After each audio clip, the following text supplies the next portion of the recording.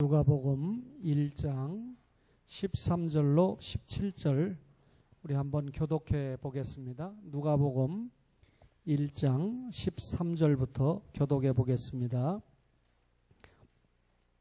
천사가 그에게 이르되 사가랴여 무서워하지 말라. 너의 간구함이 들린지라. 네 아내 엘리사벳이 네게 아들을 낳아 주리니 그 이름을 요한이라 하라.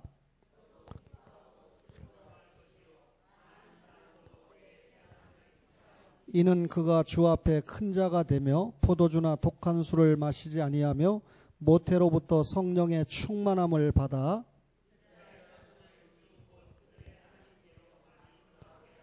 함께 그가 또 엘리야의 심령과 능력으로 주 앞에 먼저 와서 아버지의 마음을 자식에게 거스리는 자를 의인의 슬기에 돌아오게 하고 주를 위하여 세운 백성을 준비하리라.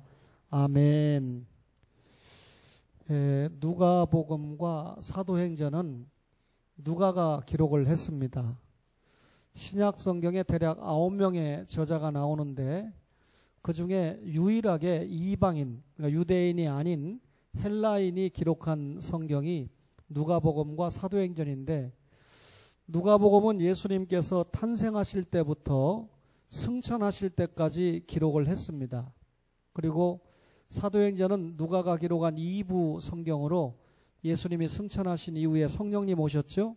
그 성령의 능력을 받은 제자들이 땅끝까지 복음을 전하면서 교회가 세워지는 기록을 남겼습니다. 그러니까 다른 기록자들도 참 의미가 있지만 특별히 누가가 이방인으로서 이런 복음의 기록을 남겼다라고 하는 것에 대해서 감사하고 또 놀랄 수밖에 없죠.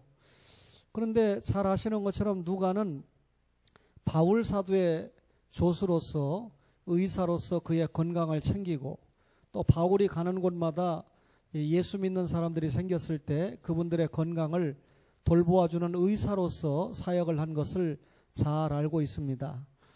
여러분, 이 바울이 복음을 전하다가 로마 감옥에 갇히게 되지 않습니까? 무슨 범죄를 해서 감옥에 갇힌 것이 아니라 복음을 전하다가 감옥에 갇히는 영어의 생활을 하게 되니까 얼마나 마음이 답답했겠습니까? 특별히 바울이 로마 감옥에 있을 때 자신의 이제 마지막이 다가온다는 것까지 알지 않습니까? 바울이 기록한 이 빌립보서가 로마 감옥에서 기록한 마지막 성경인데, 사실 바울이 13권의 성경을 기록했는데 가장 먼저 기록한 것으로 알려진 것은 데살로니가 전서인데 55년경입니다. 그러니까 예수님이 승천하시고 25년경이 지난 후에 데살로니가 전서가 기록이 됐죠. 그로부터 7년이 지난 62년경에 빌립보서가 기록됐는데 바울이 쓴 13권의 성경 가운데는 사실상 마지막 성경입니다. 여러분들에게 이미 말씀드린 것처럼 로마 감옥에 갇혀서 이제 죽음을 예견하고 순교를 예견하고서 빌립보서를 썼으니까 인간적으로 말하면 기쁜 일이 별로 없을 거예요. 그런데 빌립보서를 보면 여러분들에게 일전에 말씀드린 대로 복음, 예수 이 말씀이 많이 나와요. 그래서 복음을 강조한 서신이다. 또 빌립보서에 보면 내가 기뻐하니 너희도 기뻐하라라는 기쁨을 강조한 그런 성경입니다. 그래서 복음의 서신, 기쁨의 서신이다. 제가 그렇게 여러분에게 말씀을 드리는데, 사실 여러분 잘 되었을 때 기쁜 것은 당연하잖아요. 그런데 바울이 복음 전하다가 지금 꼼짝달싹 못하는 감옥에 갇혀있는 그런 생활을 하면서 빌립보 교인들에게 성경을 쓰면서 기뻐하라 라고 말하는 것은 쉬운 일이 아니라고 하는 생각입니다. 여러분, 감옥에 갇혀서도 바울이 복음만 생각했어요. 예수님만 생각했어요. 또 이 복음만 생각하니까 자연스럽게 따라오는 것이 기쁨이죠. 바울은 로마 감옥에 갇히기까지 사명을 감당했다는 기쁨이 충만했다라고 하는 것을 알 수가 있습니다. 여러분과 저가 한 개인이 성공했다 혹은 실패했다, 기준이 뭘까요? 뭐 여러 가지 이 기준을 제시할 수 있을 겁니다. 뭐 공부를 많이 했느냐 가지고 성공 실패를 따지는 사람도 있을 거고, 돈이 얼마나 많으냐 가지고 소위 성공했느냐 실패했느냐, 또 건강을 가지고 따질 수도 있을 것입니다.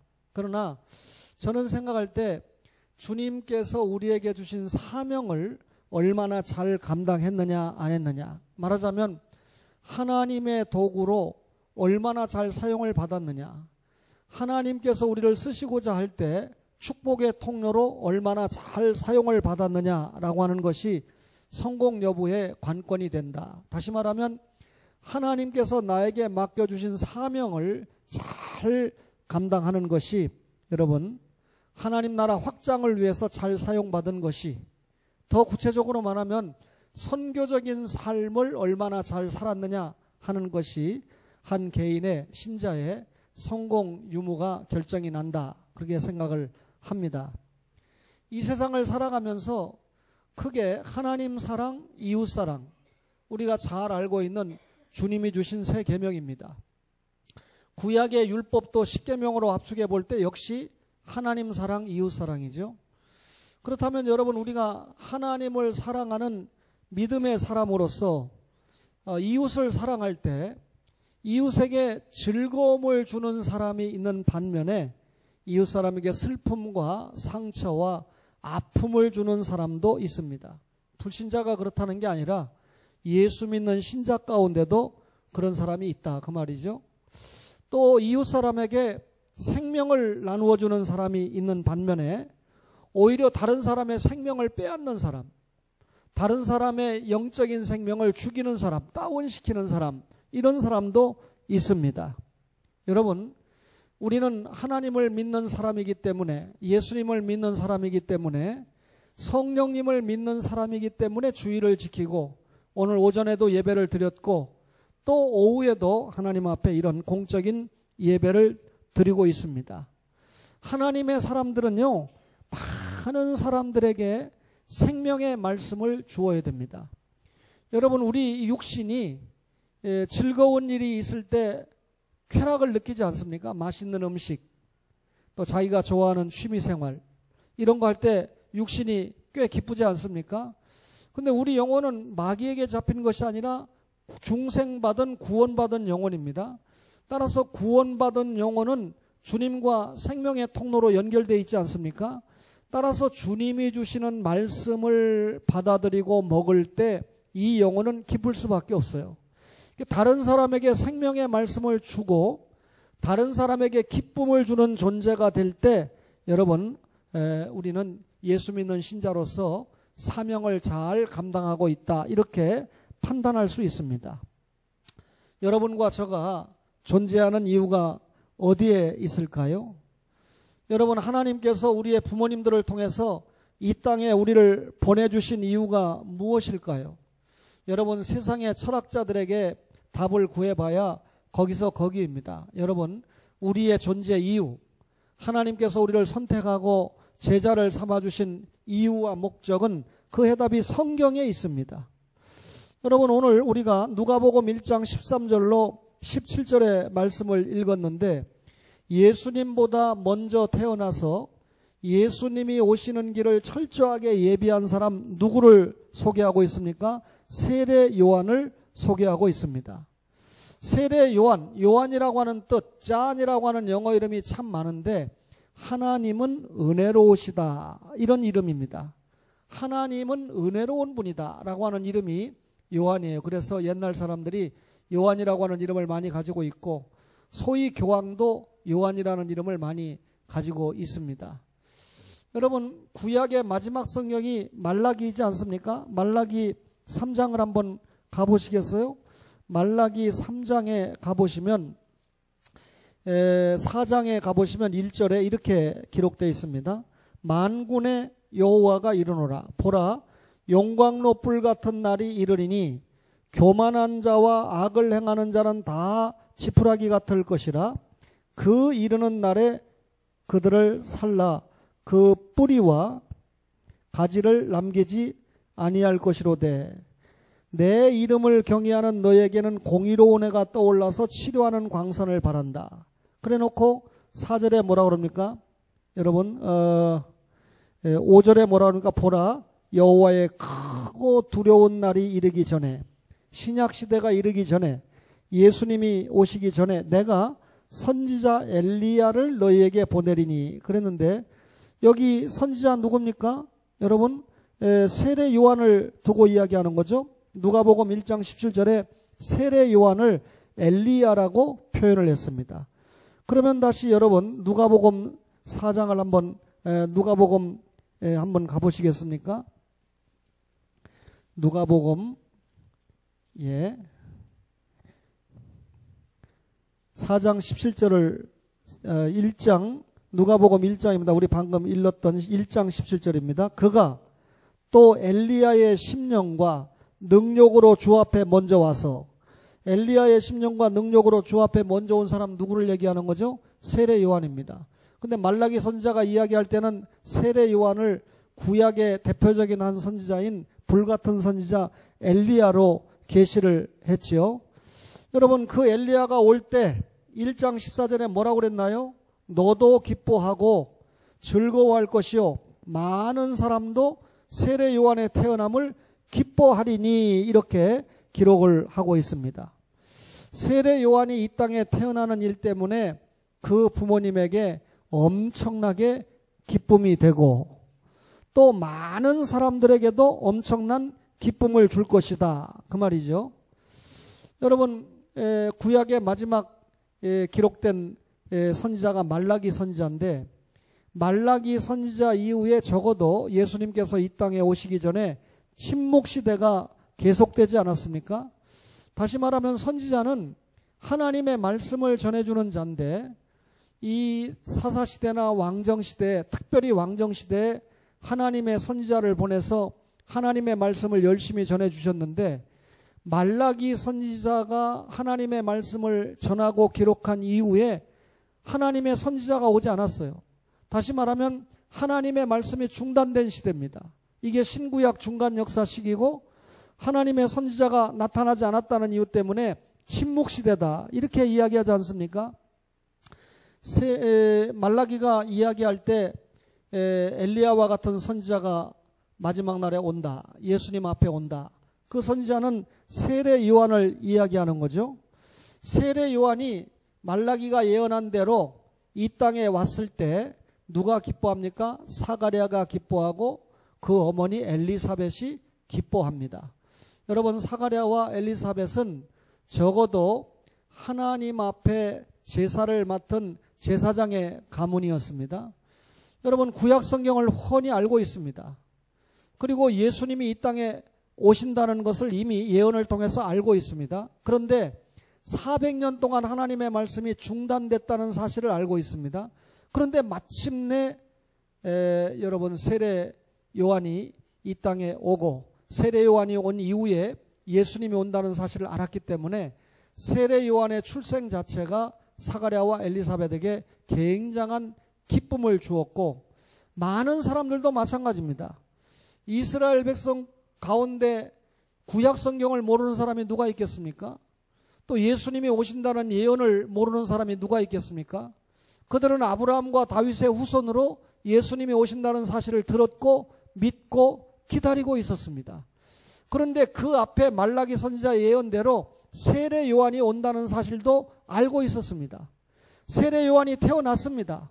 부모님만 기뻐한 것이 아니라 이스라엘 백성 가운데 깨어있는 모든 사람들이 이제 세례 요한이 왔고 곧 예수님이 오신다는 사실을 알았기 때문에 기뻐했다는 것이죠.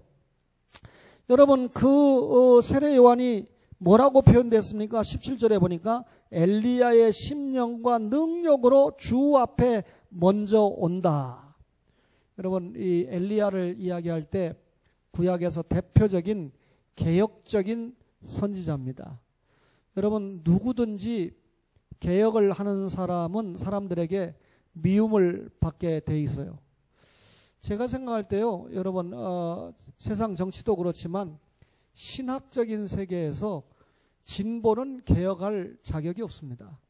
보수가 개혁의 키를 잡아야 되는데 여러분 진리가 보수여야 되잖아요. 하나님의 말씀이 보수여야 되는데 문제는 보수도 진보하게 배워야 되는데 제가 여러분들이 혹간에 2012년도에 1년 동안 필리핀은 뭐하러 갔다 왔나, 상처도 많고 희생도 많고 그랬을 텐데, 그런데 저는 개인적으로 하나님 앞에 생각할 때 제가 필리핀을 조금 더 일찍 갔다 왔어야 되는데 하는 마음을 가지게 됩니다. 필리핀이 중요한 게 아니고 선교 현장에 가니까 교단 필요 없어요.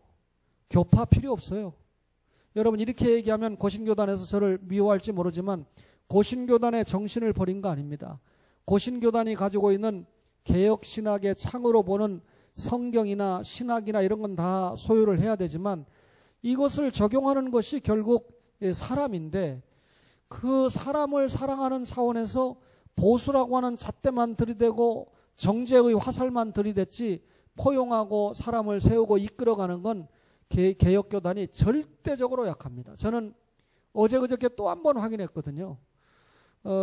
대한민국에서 현재 고신교단보다도 더 보수적이라고 생각하는 교단이 한 2군데 있습니다. 그러니까 고신교단보다 더 보수적이면 용서하세요. 어디다 써먹겠어요. 그러니까 웬만한 잘못만 나오면 상대 정죄하고 화살하고 찍고 죽이는데 앞장서죠. 안식일을 지켜야 되는데 주일날 불 켜면 안 되는 거고, 예를 들면.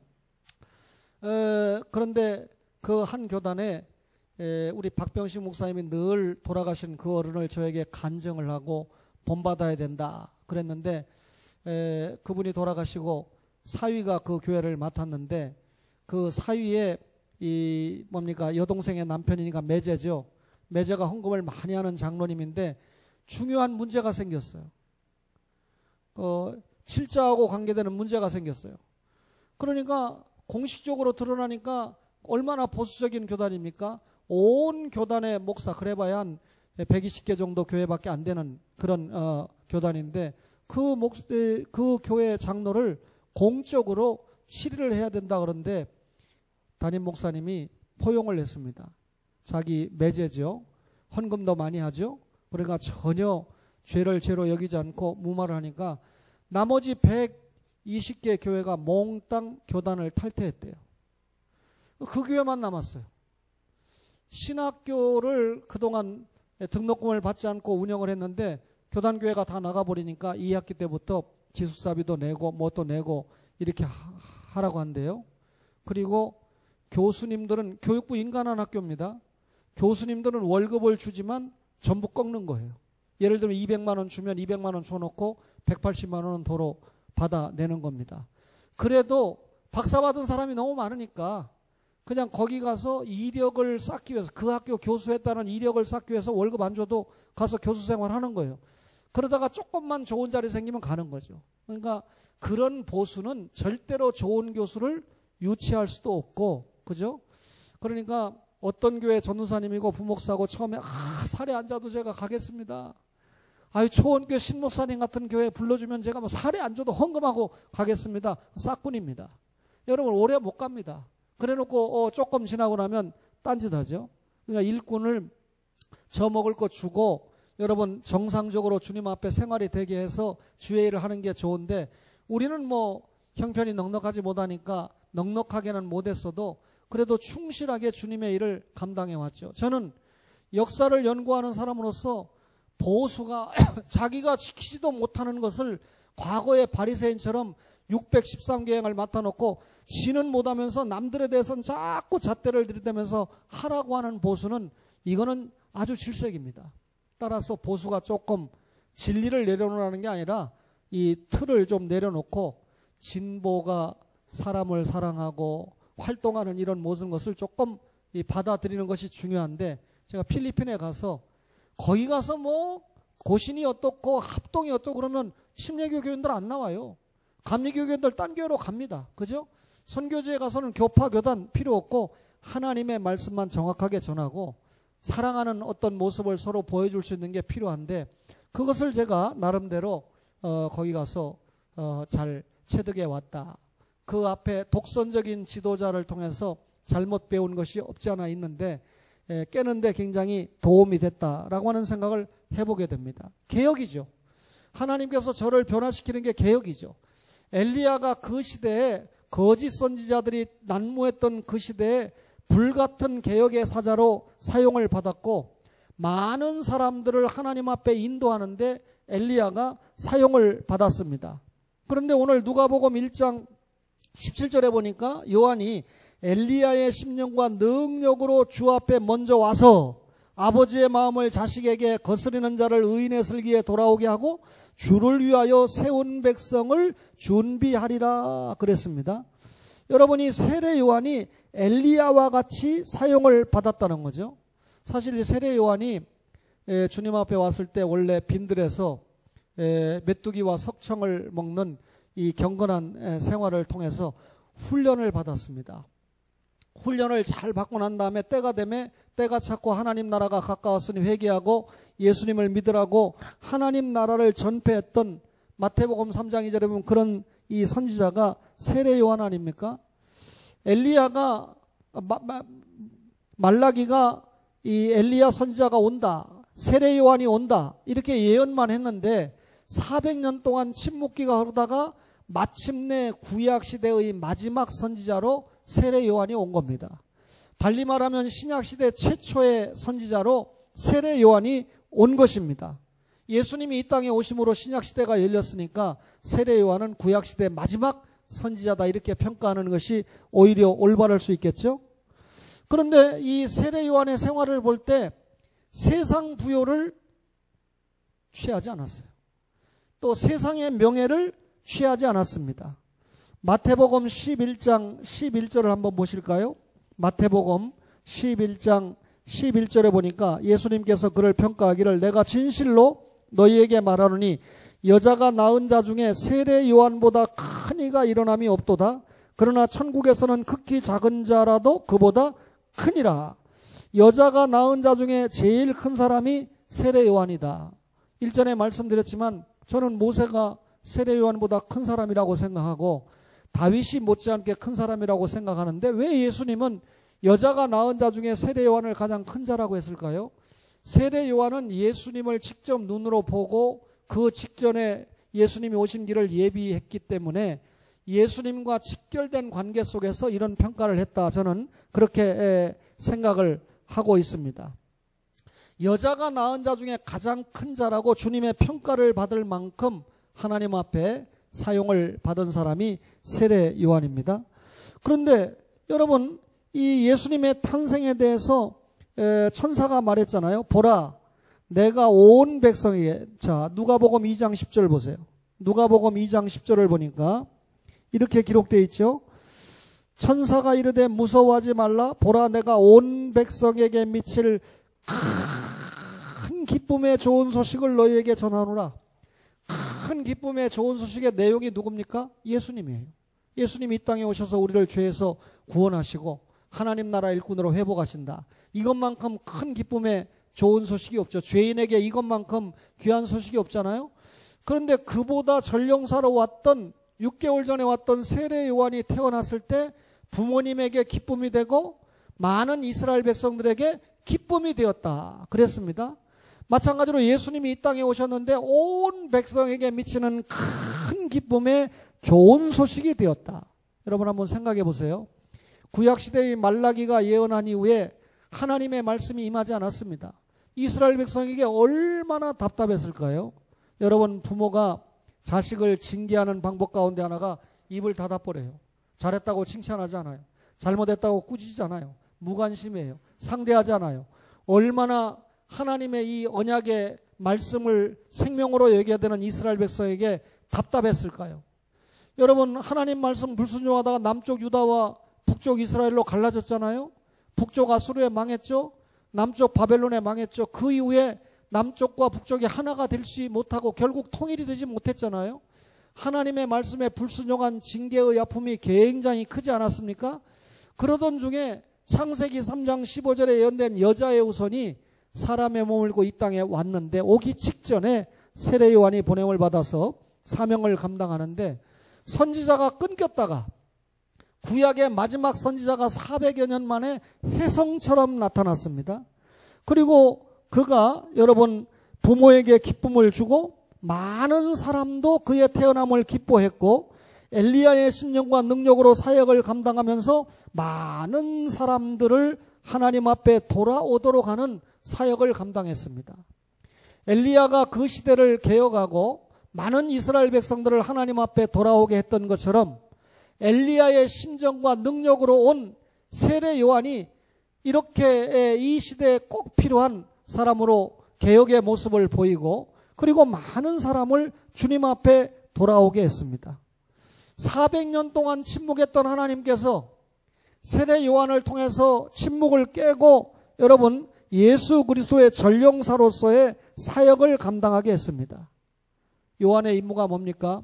하나님을 떠났던 이스라엘 백성들을 예수 그리스도를 통해서 하나님 앞에 돌아오게 하는 것이 요한의 주 사명이었습니다.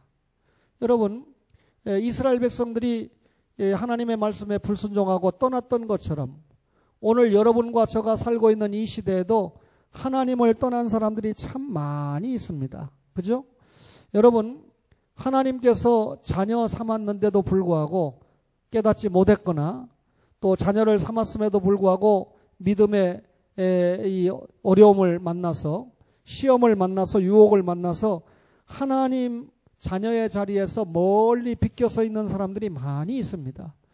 이 사람들을 하나님께로 돌아오게 하는 것이 이 세례 요한의 중요한 사명이었던 것처럼 우리도 오늘날 하나님의 품 안에서 떠나가 있는 사람들을 아버지의 품으로 돌아오게 하는데 사용을 받아야 됩니다. 우리 자녀들 가운데 있지요? 우리 형제들 가운데 있지요? 그렇죠? 여러분, 많은 사람들을 하나님께 돌아오게 하려면 그들에게 생명의 말씀을 주어야 되고 결과적으로 그들에게 기쁨을 주어야 됩니다. 여러분, 하나님의 말씀의 기쁨을 알았던 사람들은 여러분 잠시 시험에 빠져서 넘어졌다가도 벌떡 일어나서 하나님 앞에 돌아오게 돼 있습니다. 우리가 여러분 영원한 고향을 사모하는 것처럼 예수 믿는 여러분과 저는 여러분 말씀 앞에 부복하게 돼 있어요. 부족하지만 목사지만 하루만 하나님의 말씀을 멀리하거나 등한히 해도 뭔가 좀 컬컬하고 답답한 것을 느끼게 됩니다. 하나님의 말씀을 준비하고 전했을 때 뭔가 흡족하지 못할 때는 굉장히 마음이 답답해요. 그러나 여러분들도 열심히 들어주고 또 전하는 저에게도 은혜가 됐을 때는 정말 하나님 앞에 감사하는 기쁨이 충만한 것을 느낄 수가 있습니다. 가끔 요즘 제가 외부 교회 가서 강의를 하거나 설교를 할 때 운전을 해주면서 따라왔던 우리 신상원 집사가 개인적으로는 제가 아빠잖아요. 아빠가 우리 교회에서 설교하실 때는 웃음도 없고 경직돼 있는데 다른 교회 가서 설교할 때는 굉장히 웃음도 있고 좀 이런데 그 차이가 뭔가 하는 걸 몇 번 이야기한 적이 있어요. 뭐 여러 가지 이유가 있을 수 있을 것입니다. 근데 제가 생각할 때 우리 성도들의 이 설교를 듣는 수준은 다 그런 건 아니지만 일반적으로 다른 교회보다는 높다고 생각합니다. 그러니까 웬만한 설교죠. 예수 믿으면 복 받고 그냥 조금 이런 세상 이야기하고 성경으로 결론 내리고 이렇게 했다가는 한 번은 들어주지만 두 번, 세 번 했다가는 우리 목사가 미쳤다. 치매 걸렸다. 은퇴할 때가 됐다. 이렇게 생각할 수 있다는 거죠. 부단히 하나님의 말씀을 여러분에게 전해야 됩니다. 그러니까 제가 시간은 짧고 또 여러분들에게 말씀을 부지런히 전해야 되고 하니까 약간 말도 빨라지고 경직되는 것 같아요. 그런데 뭐 다른 교회 가면 어떤 말씀을 전해도 저에게 설교 처음 듣는 거니까 처음 만나는 시간이니까 여유롭게 좀 말씀을 전할 수 있는 것 같습니다. 여러분, 생명을 누리게 하고 또 기쁨을 누리게 하려면 하나님의 말씀을 전해줘야 됩니다. 오늘 15절에 이렇게 기도했죠. 있죠. 이는 그가 주 앞에 큰 자가 되며 포도주나 독한 술을 맞으시 아니하며 모태로부터 성령의 충만함을 받아. 누가가 기록한 성령 충만. 사도행전 1장 8절에 보면 오직 성령이 임하시면 너희가 충만, 권능을 받고 예루살렘부터 땅끝까지 복음의 증인이 된다. 그랬습니다. 여러분, 우리가 다른 사람에게 말씀을 전해줘야, 생명의 말씀을 전해줘야 생명의 기쁨이 깃든다고 그랬습니다. 그러면 생명의 말씀을 전해주는 기본 조건이 뭡니까? 성령의 충만을 받아야 됩니다. 여러분과 저가 성령의 충만을 받을 때 생명의 말씀을 줄 수 있다는 거죠. 성령의 충만을 받을 때 다른 사람의 마음을 움직일 수 있다는 것이죠. 그렇다면 우리가 생명의 말씀을 전하는 게 먼저입니까? 다른 사람에게 기쁨을 주는 게 먼저입니까? 아니면 내 자신이 성령 충만함을 받는 게 먼저입니까? 내 자신이 성령 충만에 휩싸이는 게 먼저죠. 성령 충만이 있을 때 말씀을 전하지 않고는 못 견디는 거죠. 성령 충만이 있을 때 다른 사람에게 슬픔이 아니고 기쁨을 주지 않고는 못 견디는 거죠. 여러분 사무엘상 16장 13절에 보면 목동 다윗이 성령의 기름 부음을 받았을 때 여러분 이스라엘의 위대한 왕이 되었습니다. 예수님의 12 제자들도요. 성령의 충만함을 받았을 때 가는 곳마다 말씀을 전파해서 많은 사람들에게 기쁨과 생명을 전했습니다. 따라서 여러분과 저가 다른 사람에게 기쁨과 생명을 주려고 하면 성령 충만을 받아야 됩니다. 여러분 말씀 충만이 은혜 충만이죠. 말씀 충만이 은혜 충만일 뿐만 아니라 성령 충만이죠. 왜냐하면 말씀을 성령님이 기록했기 때문에 말씀을 읽고 말씀을 여러분 듣고 그리고 그 가운데 기록한 것을 지킬 때 성령님께서 역사해 주신다라고 하는 것이죠. 오늘날 한국교회가 이렇게 힘든 이유가 무엇입니까? 성령 충만을 잃어버렸기 때문에 그렇습니다. 여러분 과거에 70년대 80년대가 한국교회가 부흥했다 그랬는데 기복신학이 약간 들어오긴 했지만 그래도 교회들마다 가보면 하나님의 말씀을 원액적으로 죄를 이야기하고 회개를 얘기하고 또 믿음을 이야기하는 그런 설교가 대단히 지배적이었습니다. 그런데 오늘 여러분들이 CTS나 등등 여러 방송 매체를 봐도 알지만 그런 복음을 전하는 사람들은 카트를 당하는 것 같아요. 그리고 나올 수 있는 분위기가 아닌 것 같아요. 들어주지 않으니까요. 청중들이. 그러니까 여러분 교회가 점점 세상적인 말을 하고 세상적인 교양 강좌를 하고 있으니까 여러분 결국 교회가 갖는 거룩성, 교회가 갖는 거룩성이 뭡니까? 말씀의 거룩 아닙니까? 성령 충만의 거룩 아닙니까? 그러니까 여러분 교회가 결국은 더 큰 교회, 교회가 재물 욕심을 부리고 교회가 명예 욕심을 부리고 교회가 여러분 세상이 갖는 어떤 욕심을 가지니까 교회가 세속화되고 있다라고 하는 말을 듣고 있지 않습니까? 교회는 거룩성을 회복해야 됩니다. 저는 교회가 거룩성을 회복하는 데는 교회가 가지고 있는 진리의 보수 확실하게 유지하면서도 그것을 적용하는 데는 생활의 보수.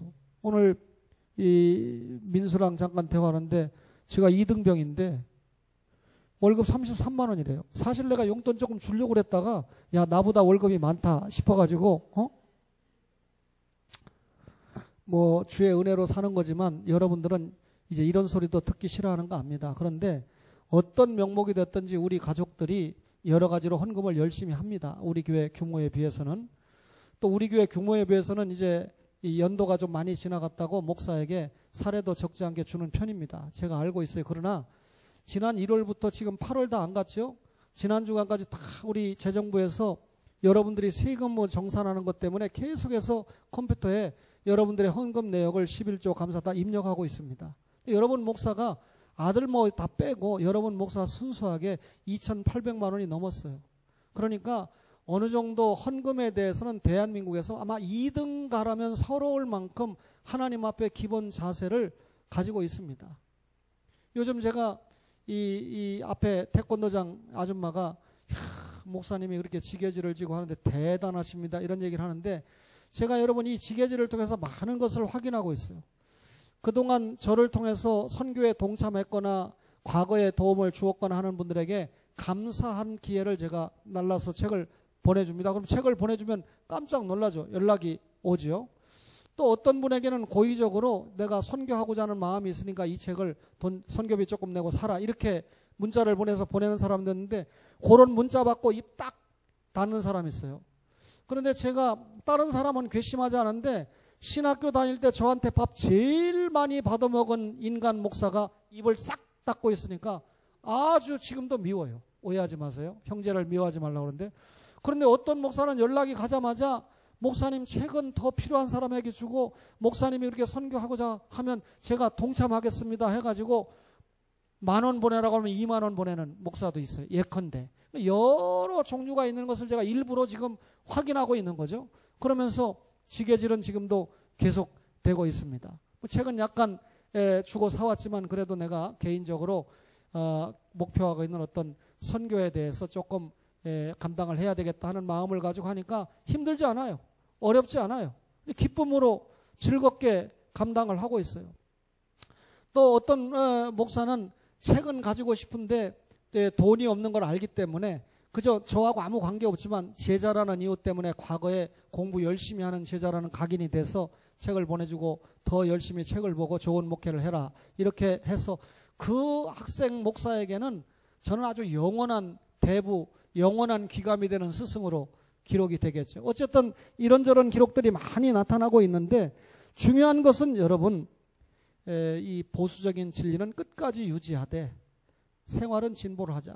그 청년이 그래요. 목사님 공군이 굉장히 근무를 오래 하는데 제가 22개월 만에 제대를 하는데 그것도 문재인 이 노무현 정부가 짧게 해줬잖아요. 어쨌든지 간에. 그러니까 이분들이 다 잘했다는 게 아니라 잘하는 것도 있잖아요. 보수도 잘하는 게 있겠죠. 그러나 10년 동안 잘 못했으니까 이런 문제가 생긴 거 아닙니까? 근데 대구에 사는 어떤 목사님이 저에게 신재철 목사님을 가장 존경했는데 3등으로 밀려났대요. 그럼 왜 그런가 봤더니 뭐 어떤 청년이 연설을 하는 걸 보내줬는데 그 청년이 뭐 똑소리나게 현재 이 진보 정권을 비판하고 대학생이 하는데 거기에 공감을 안 했다고 저한테. 다시 말하면 태극기 편에 안 섰다고. 그래서 제가 그분에게 섰어요. 나는 촛불 편도 아니고 태극기 편도 아니다. 가운데 딱 서서 촛불이 잘할 때는 촛불 쪽에 손들어주고 태극기가 잘할 때는 태극기 편에 손들어줄 그런 자세를 가지고 있다. 근데 완전히 태극기에 쓴 사람은 태극기 외에는 포용을 안 해요. 완전히 촛불에 쓴 사람은 또 태극기 쪽은 아예 상대도 안 하려고 그래요. 예수 믿는 여러분과 제가 그러면 안 됩니다. 여러분 말씀드린 대로 진리는 영원한 진리니까 보수를 우리가 가져야 되지만 이 보수를 적용하는 데는 사람을 생각하고 아끼는 어느 정도의 이 진보적인 마음을 우리가 받아들여야 된다라고 하는 생각을 해봅니다. 다시 말하면 조금 더 쉽게 말하면 우리가 고신교단이라는 좋은 신앙의 순수한 진리를 가지고 있지만 감리교를 무시한다거나 성결교를 폄하한다거나 순복음교를 무시하거나 멸시하면 안 된다는 거죠. 다 중요하게 생각하되 우리의 좋은 것을 가지고 가되 그들의 좋은 것도 인정해주는. 왜냐하면 그들은 이단이 아니니까 예수님의 십자가 부활은 믿으니까요. 그렇게 가야 된다라고 하는 생각을 가지고 기도하고 목회하고 있습니다. 사랑하는 초원의 가족 여러분, 우리 모두 세례 요한의 심정이 돼서 그의 사역을 본받아서 이 땅을 말씀으로 개혁하고 그리고 많은 사람을 주님 앞에 회복시키고 돌아오게 하는 일에 멋지게 사용받는 선교의 전령사가 되기를 주님의 이름으로 간절히 축원합니다.